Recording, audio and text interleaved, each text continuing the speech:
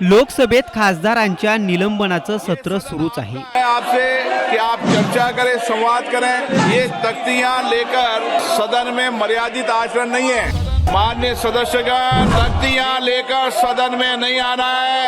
फिर माननीय सदस्यों से आग्रह करता हूं, अंतिम चेतावनी दे रहा हूं, फिर अंतिम चेतावनी दे रहा हूं माननीय सदस्यों को। आतापर्यंत वेगवेगळ्या मुद्द्यांवरून तब्बल 141 खासदारांना निलंबित करण्यात आलंय।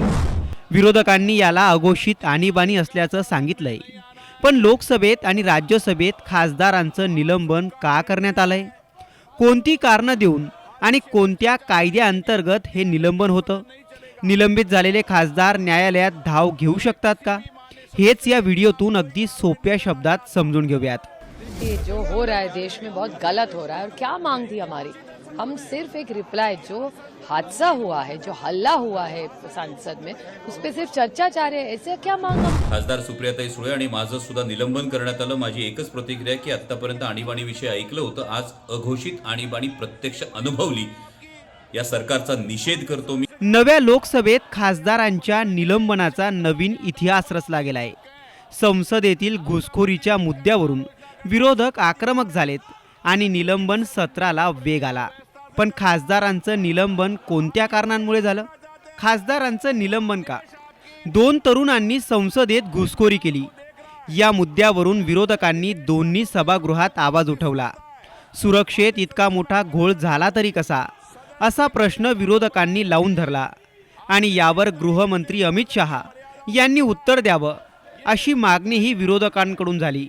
या मागणीचे त्यांनी लोकसभेत फलक आणले आणि याच फलकांमुळे काही खासदारांचं निलंबन करण्यात आलं।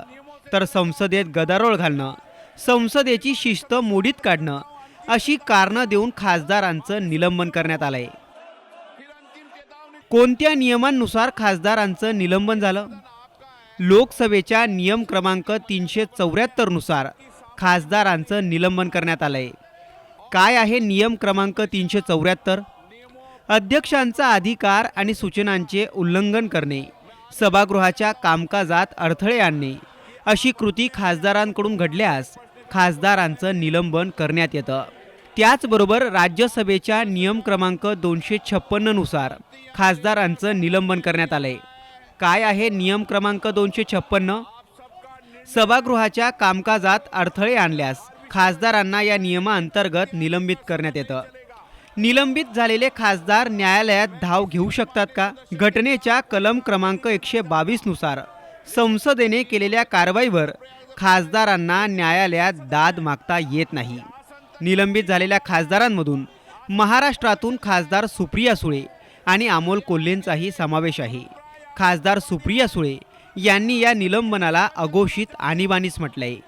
जो हादसा हुआ है, जो हल्ला हुआ है संसद में, उस पर सिर्फ चर्चा चाह रहे हैं। ऐसे क्या मांग हम कर रहे हैं? चर्चा तो होनी चाहिए। और सिर्फ हमारे लिए नहीं, बीजेपी के सांसद है, यहाँ की सिक्योरिटी है, प्रेस वाले, सबके लिए ही है ये। कि सिर्फ सांसदों की सिक्योरिटी के लिए नहीं था, ये बहुत महत्वपूर्ण मामला है। लेकिन सरकार चर्चा नहीं करना चाहिए, भाग रही है। खासदारांच्या या निलंबनावरून आता विरोधक काय भूमिका घेतात, ते सत्ताधाऱ्यांवर काय आरोप करतात, हे पाहणंच महत्त्वाचं ठरणार आहे। ब्युरो रिपोर्ट, साम टीव्ही न्यूज, दिल्ली।